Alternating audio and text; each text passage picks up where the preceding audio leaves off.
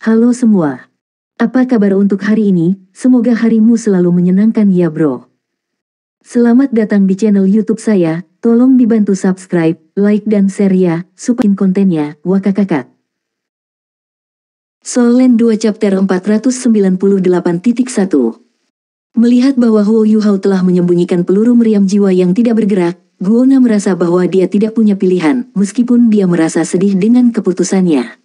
Jika dia tidak membangun hubungannya dengan para penguasa jiwa jahat ini, dia tidak tahu masalah apa yang akan dia hadapi di masa depan. Setelah meletakkan semua peluru meriam jiwa yang diam, Huo Yuhao kembali ke meja mereka dan mengangkat cangkir anggur dengan tangan kanannya. Terima kasih, Komandan Guo, untuk hadiah berharga Anda. Ayo, biarkan aku memberimu roti panggang. Guo Nu cepat berdiri dan minum dengan Huo Yuhao. Saat Huo Yuhao minum, dia dengan lembut menyentuh Nangong Wan dengan jari-jarinya. Ketika dia duduk, Nangong Wan segera mengangkat cangkir anggurnya dan memberikan roti panggang kepada Guo Nu juga. Mengambil kesempatan ini, Huo Yuhao menggosokkan tangan kanannya ke dahinya. Sepertinya dia sedang memperbaiki rambutnya, tapi bola cahaya yang hampir tak terlihat pergi ke bawah meja tepat saat tangannya turun. Jika seseorang dapat mengamatinya lebih dekat, orang mungkin menemukan bahwa ada sesuatu di dalam bola. Setelah makan penuh, Guo Nu secara pribadi mengirim Huo Yuhao, Nangong Wan, dan sisanya dari formasi jiwa. Setelah tuan-tuan roh jahat pergi, ekspresinya juga menjadi lebih dingin. Selama seseorang adalah seorang guru jiwa sejati, atau bahkan seorang insinyur jiwa, yang akan suka berinteraksi dengan tuan jiwa jahat, yang membunuh tanpa berkedip mata. Dia menghela napas dalam diam. Saya harap tidak ada yang salah dengan mengandalkan tuan jiwa jahat untuk mencapai dominasi. Dia menggelengkan kepalanya sedikit tak berdaya sebelum dia berbalik. Namun, dia tidak tahu bahwa bola cahaya putih telah menyelinap keluar dari bawah meja ditendangnya. Dengan cepat bersembunyi di sudut gelap ke samping. Saat Nangong Wan dan Huo Yuhao berjalan kembali, Nangong Wan melirik penasaran pada Huo Yuhao. Dia bertanya, apakah kamu sudah melakukannya? Huo Yuhao tersenyum dan menjawab, ya. Nangong Wan bahkan lebih terpana. Dia tidak melihat Huo Yuhao melakukan apapun. Huo Yuhao hanya memberi isyarat padanya untuk memberi Guo Nu bersulang sekali. Jangan bilang kalau dia yang melakukannya. Ketika Huo Yuhao melihat ekspresi bingungnya, dia berkata, jika kamu bisa tahu, tidakkah kamu pikir Guo Nu juga bisa tahu? Jangan khawatir, ketika semuanya selesai, saya akan memenuhi janji saya kepada Anda. Nangong Wan mengangguk, dia tidak punya pilihan sekarang selain untuk percaya Huo Yuhao. Dia mempercayai kredibilitas Shrek. Setelah kembali ke tendanya, Huo Yuhao duduk bersila dan mengedarkan kekuatan jiwanya. Dia memaksa alkohol yang dia konsumsi sebelumnya keluar dari tubuhnya. Langkah pertama dari rencana itu telah selesai. Langkah selanjutnya akan dilakukan nanti malam. Dia memasuki meditasi, terus berkultivasi. Bahkan di wilayah musuh, dia terus meningkatkan kemampuannya. Tanpa kemampuan yang memadai, dia tidak bisa melakukan apapun. Dengan sesuatu yang sama baiknya dengan esensi es krim beraneka ragam di dalam tubuhnya, bersama dengan bantuan inti jiwa rohaninya, ia merasa bahwa kultivasi hariannya memberinya penghargaan besar. Perasaan ini mendorongnya untuk bekerja lebih keras lagi. Tanda pisah, tanda pisah, tanda pisah, tanda pisah, tanda pisah. Malam tiba. Seperti biasa, Huo Yuhao pergi ke kantin untuk makan malam. Setelah itu, dia diam-diam kembali ke tendanya. Para penguasa jiwa jahat lainnya juga bertindak seperti biasanya. Setelah beberapa hari pengamatan terakhir ini, Huo Yuhao membiasakan dirinya dengan lingkungan kampnya. Dia menggunakan kekuatan spiritualnya untuk mengamati rute yang harus ditempuh Tang Ya. Setelah memverifikasi bahwa dia telah kembali ke tendanya, dia memasuki meditasi dan menunggu. Dia menyadari bahwa rutinitasnya sangat mirip dengan rutinitasnya.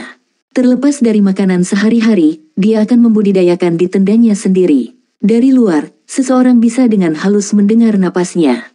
Master jiwa jahat sangat santai di sini. Bahkan Zhong Liwu tidak memanggil mereka bersama untuk apapun. Huo Yuhao telah melihat para penatua dan penyembah di sini. Ada dua Douluo transenden dari aula ibadah gereja Roh Kudus di sini juga. Mereka tidak semua penguasa jiwa jahat. Scorpion Tiger Douluo Zhang Peng ada di sini, juga dari Worship Hall. Dia tinggal tidak jauh dari Tang Ya. Ketika Tang Ya pergi ke kantin untuk makan, Huo Yuhao melihat bahwa Zhang Peng duduk di sampingnya beberapa kali. Dia adalah satu-satunya orang lain yang bisa duduk di sampingnya, selain Zhong Liwu.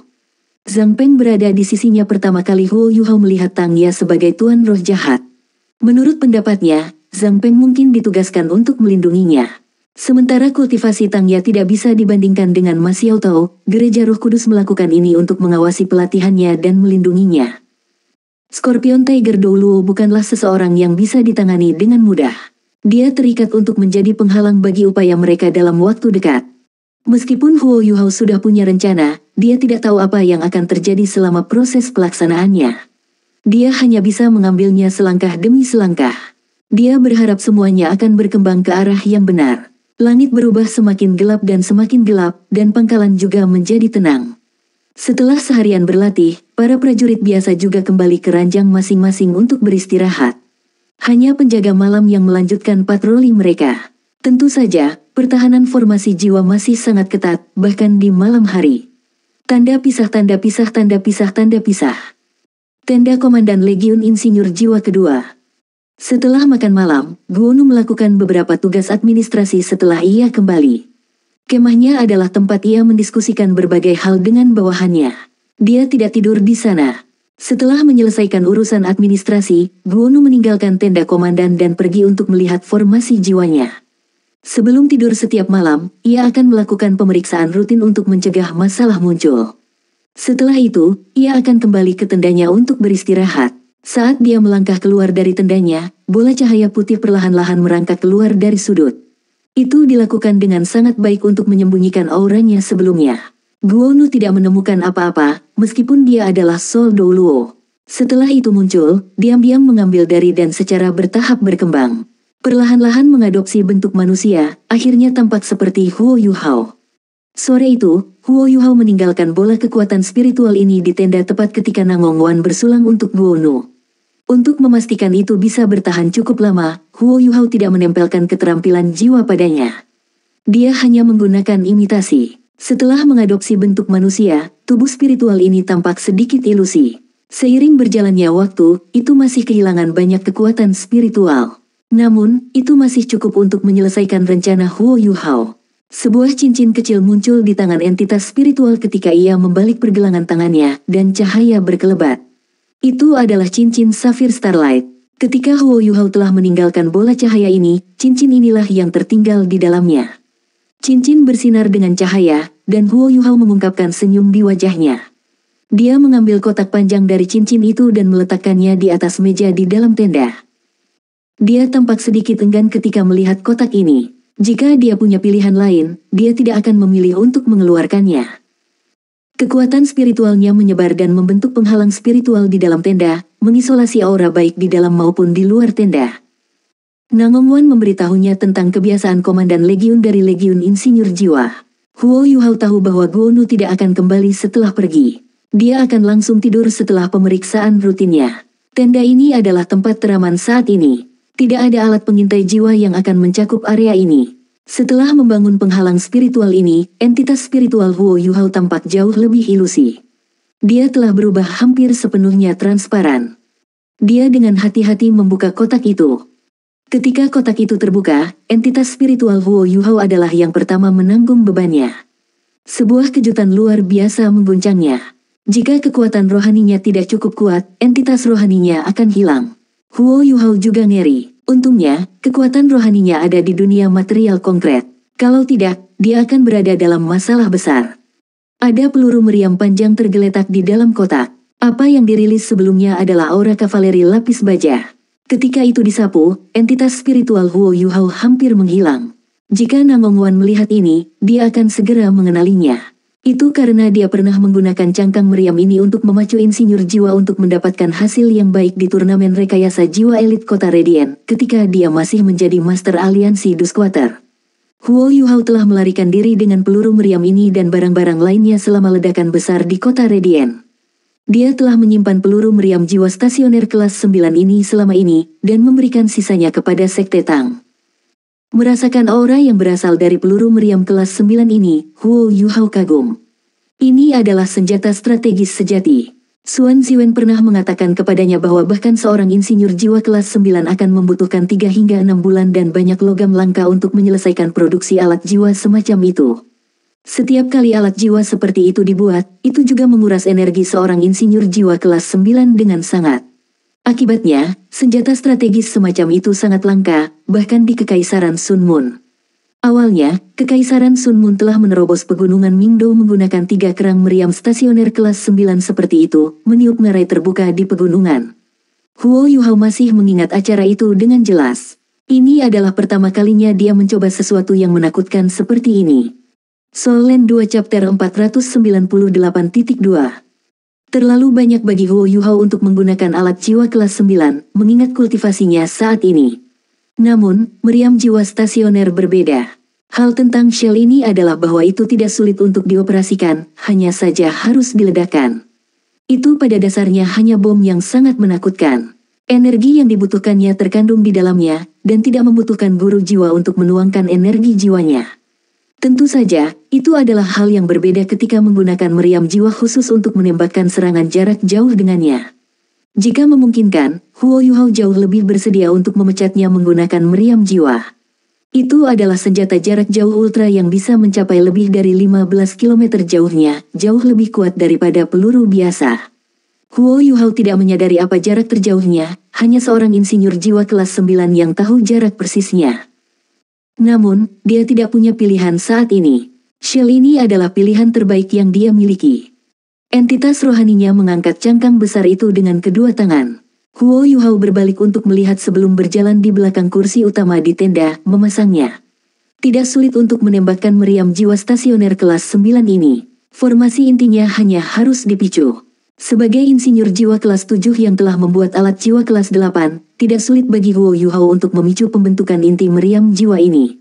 Setelah menempatkan peluru meriam jiwa, Huo Yuhao menyimpan kotak itu. Kotak itu masih berharga, karena bisa mengisolasi aura cangkang meriam jiwa kelas 9. Setelah menyelesaikan segalanya, entitas rohaninya tidak pergi. Jika dia ingin memicunya pada saat terbaik, dia harus melakukannya secara pribadi, daripada mengatur waktu untuk meledakkannya sendiri. Karena ini, Huo Yuhao tidak punya pilihan selain kehilangan beberapa kekuatan spiritual yang ia tinggalkan dalam entitas spiritualnya. Dia hanya bisa mencoba melarikan diri ketika saatnya tiba. Jika dia tidak bisa, dia hanya bisa menerima nasibnya. Setelah menyelesaikan semua ini, dia sudah membuka matanya di tendanya sendiri, dan mulai menggumamkan beberapa mantra. Sebuah penghalang spiritual terbentuk di dalam tendanya sendiri. Tidak lama kemudian, pintu hitam pekat perlahan-lahan terbuka, dan sosok-sosok mulai diam-diam keluar dari sana. Tenda, yang awalnya cukup luas, menjadi agak sempit dengan cepat. Raja beruang es adalah yang terakhir keluar. Dia begitu besar sehingga dia mengambil sebagian besar ruang di tenda. Yuhao, apakah kamu siap? Penatua Song bertanya kepada Huo Yuhao. Huo Yuhao mengangguk dan berkata, aku sudah memasang kerang meriam stasioner kelas 9 yang disebut Annihilation Storm. Ini adalah alat jiwa kelas 9 yang secara khusus ditargetkan untuk menghancurkan logam. Sangat merusak. Selanjutnya, hal itu menyebabkan kehancuran dari dalam keluar. Pasukan insinyur jiwa itu pasti akan dimusnahkan. Saya hanya tidak tahu berapa banyak orang yang akan mati karenanya. Yan Shaoze berkata, Yuhao, kamu terlalu lembut. Ini perang, dan orang-orang mati. Yang perlu kita lakukan adalah mengakhirinya dengan cepat untuk mencegah lebih banyak orang meninggal karenanya. Menghancurkan mesin strategis akan menyelamatkan lebih banyak orang. Apakah kamu mengerti? Huo Yuhao sedikit mengangguk. Setelah mengalami banyak perkelahian, dia sudah menerima beberapa aspek perang. Penatua Song berkata, sudah waktunya. Bersiaplah untuk mengambil tindakan. Petik 2. Huo Yuhao melihat timer yang telah dia persiapkan sebelumnya dan mengangguk pada Penatua Song, kami akan membantu kerajaan jiwa surgawi menghancurkan legiun insinyur jiwa kali ini. Ini akan sangat mengurangi tekanan pada mereka. Itu juga dapat dianggap sebagai pembayaran kepada mereka karena mengerahkan kembali pasukan mereka. Saat dia berbicara, Huo Yuhao melepaskan deteksi spiritualnya dan menghubungkan pikirannya dengan teman satu timnya. Deteksi spiritualnya perlahan menyebar. Dia sudah mengamati sekelilingnya, dan menutupi setiap inci yang tidak memiliki penghalang spiritual. Dia memberikan tata ruang yang terperinci kepada teman satu timnya, terutama tenda tempat Tang Ye tinggal. Saya harap semua orang bisa mendengarkan perintah saya nanti. Setelah kita menyelamatkan Guru Xiaoya, kita masih harus kembali ke sini dan masuk kembali ke spektral demiplan saya. Kami hanya aman ketika itu terjadi. Kami kemudian akan memikirkan cara untuk melarikan diri. Penatua Song berkata, ya. Mulai sekarang, kami akan mendengarkan perintah Anda. Petik 2. Huo Yuhao sedikit heran ketika dia melihat Penatua Song. Dia hanya melihat dorongan di matanya. Dia mengambil napas dalam-dalam dan menenangkan diri. Huo Yuhao fokus dan mengalihkan pikirannya ke entitas spiritualnya. Tanda pisah, tanda pisah. Para penguasa jiwa jahat ditempatkan di inti seluruh markas. Pangkalan ini berisi lebih dari 100.000 orang, yang menyebar lebih dari 50 km ke segala arah. Formasi jiwa kedua terletak di dekat tepi pangkalan yang paling dekat dengan kekaisaran jiwa surgawi. Huo Yuhao menyipitkan mata, dan tatapan misterius melintas di matanya. Entitas rohaninya juga mulai mengambil tindakan. Tangannya ditekan erat ke shell dan aliran kekuatan spiritual mengalir masuk. Ini memicu pembentukan inti dari badai pemusnahan. Tekanan mengerikan dilepaskan dari badai pemusnahan. Huo Yuhao hanya merasa bahwa entitas rohaninya akan hancur berantakan, sementara badai pemusnahan bersinar terang dan memancarkan cahaya metalik yang cerah. Huo Yuhao tidak berani melangkah lebih jauh. Entitas rohaninya hancur berantakan. Dia menggunakan kekuatan ledakan untuk memaksa seberkas kekuatan spiritualnya untuk mengebor keluar dari tenda. Dengan cepat naik secepat mungkin ke langit. Dia hanya bisa menggunakan waktu singkat ini untuk mempertahankan kekuatan rohaninya. Meskipun itu hanya goresan, dia masih akan terluka secara kritis jika itu dihancurkan. Tanda hubung. Guonu berjalan ke formasi jiwanya. Pemeriksaan rutinnya hampir berakhir. Meskipun dia sangat akrab dengan pasukannya sendiri, dia akan tetap merasakan kebanggaan setiap kali dia berpatroli dalam pembentukan jiwanya. Bukan hanya dia. Hampir semua insinyur jiwa di Kekaisaran Sun Moon yang bertugas di militer merasa bahwa mereka adalah kehadiran yang tak terkalahkan di benua itu. Di mata mereka, 3 kerajaan dari benua Douluo asli tertinggal jauh di belakang mereka. Segera, mereka akan ditaklukkan oleh Kekaisaran Sun Moon. Hanya Kekaisaran Sun Moon yang cocok untuk memerintah seluruh benua, dan membantu benua berkembang lebih lanjut. Inilah yang Anda sebut hutan baja. Guonu mengangguk puas saat dia melihat terakhir pada pembentukan jiwanya. Pengawasan keluar berkurang hari ini setelah pesanan turun dari atas. Dengan cara ini, para insinyur jiwa memiliki lebih sedikit beban kerja. Kalau tidak, para insinyur jiwa harus dibagi menjadi 3 shift setiap hari untuk mengoperasikan alat-alat pengintai jiwa. Setidaknya setengah insinyur jiwa perlu menuangkan kekuatan jiwa mereka ke dalam alat jiwa setiap hari untuk mempertahankannya. Meskipun ini adalah yang paling efektif, itu melemahkan kekuatan pertempuran legiun insinyur jiwa. Itu tidak mudah bagi Guonu untuk naik ke posisi saat ini.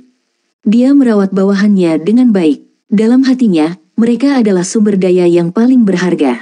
Secara komparatif, alat jiwa tidak begitu penting. Jika alat jiwa dikuras, mereka bisa diisi ulang. Namun, insinyur jiwa tidak dapat dengan mudah diganti. Tepat ketika Guonu hendak kembali ke tendanya, tiba-tiba dia merasa ada sesuatu yang tidak beres. Suasana di sekitarnya sepertinya telah berubah. Sebagai Douluo jiwa kelas 8, indranya masih cukup akut, meskipun ia bukan penguasa jiwa tradisional. Ketika dia menyadari ada sesuatu yang salah, dia secara tidak sadar berbalik ke arah dia merasakan sesuatu. Apa yang dia lihat adalah cahaya aneh yang berkedip dari tenda komandannya. Apa yang sedang terjadi? Guonu terkejut. Tampaknya ada seberkas cahaya yang kuat datang dari tenda, secara bertahap menguat. Aura pembunuhan yang tak terlihat juga naik dari tenda dengan kecepatan yang luar biasa. Namun, itu tampaknya telah ditekan, sehingga berkas cahaya tidak sepenuhnya terlepas dari tenda. Ini tidak benar, ada yang salah.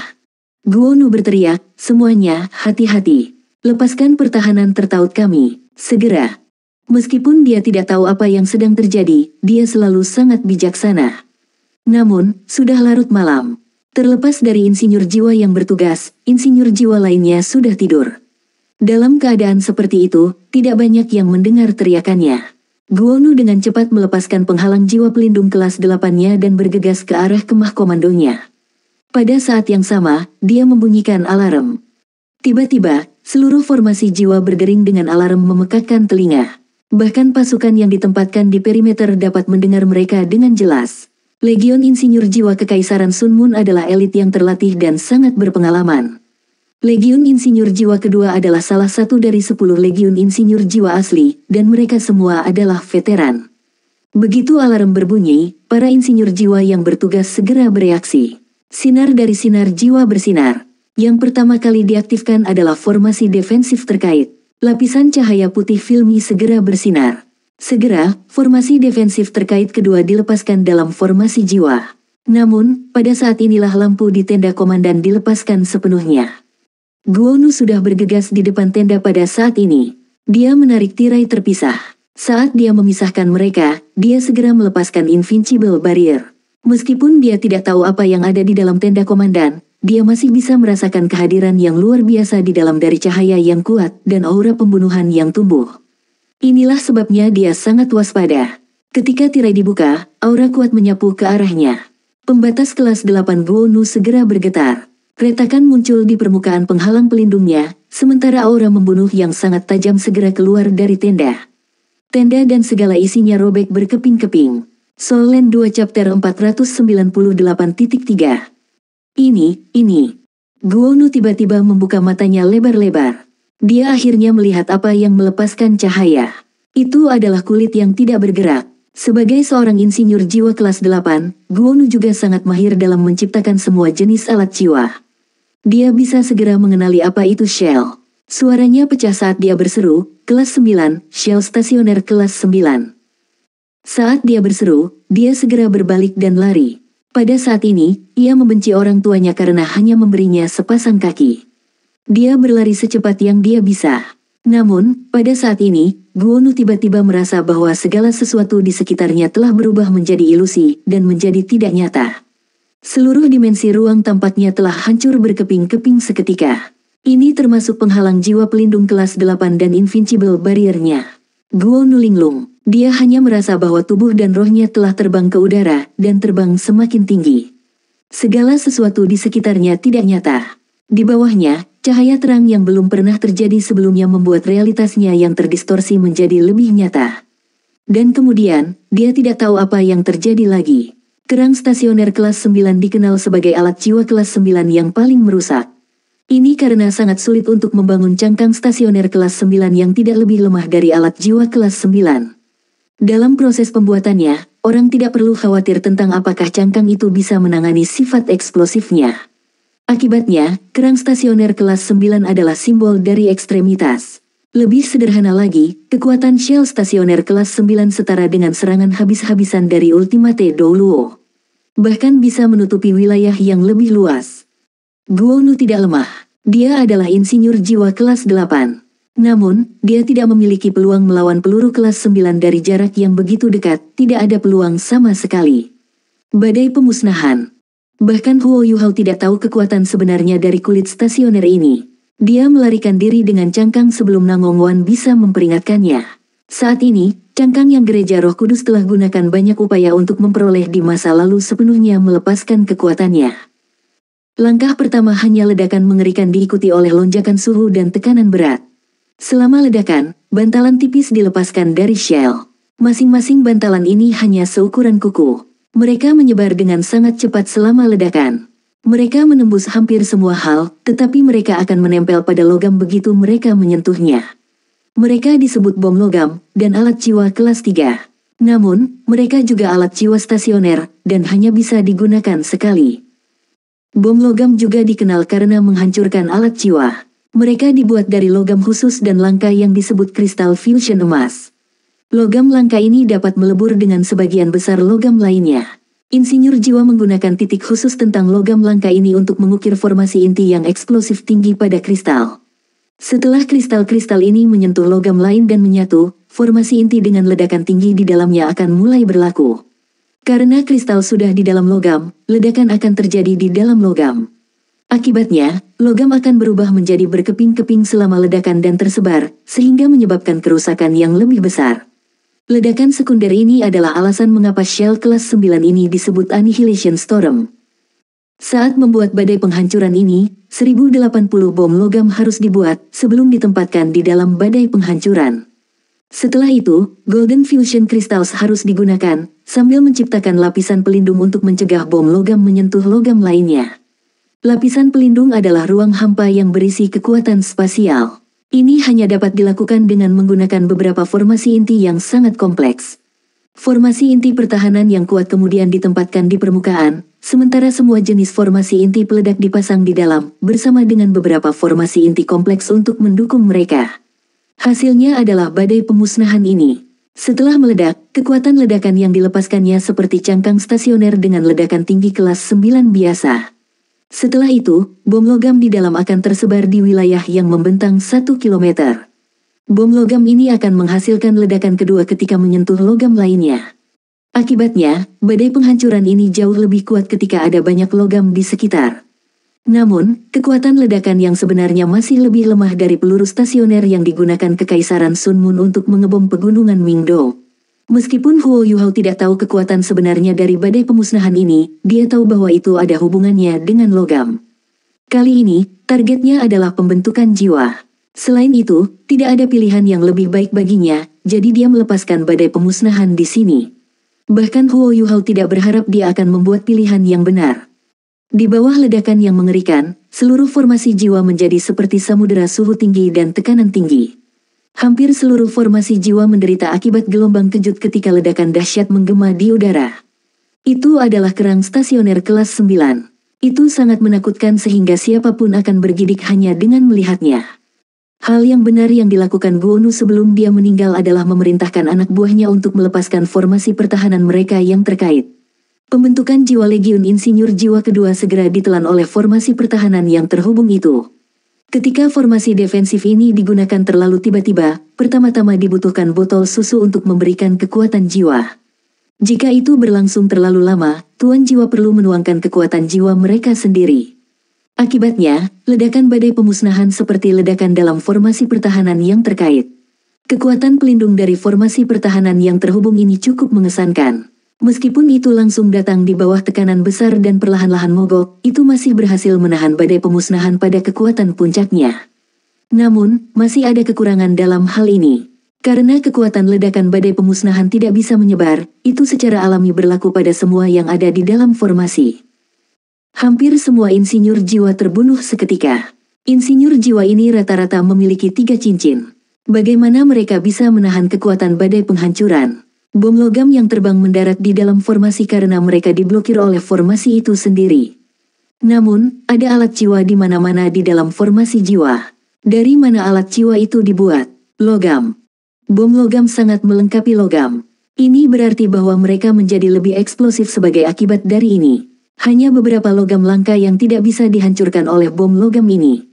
Namun, alat jiwa yang digunakan oleh Legiun Insinyur Jiwa kedua bukanlah yang terbaik di Kekaisaran Sun Moon. Bagaimana mereka bisa dibuat dari logam yang paling langka? Tiba-tiba, bom logam yang dibelokkan menemukan pembawa mereka.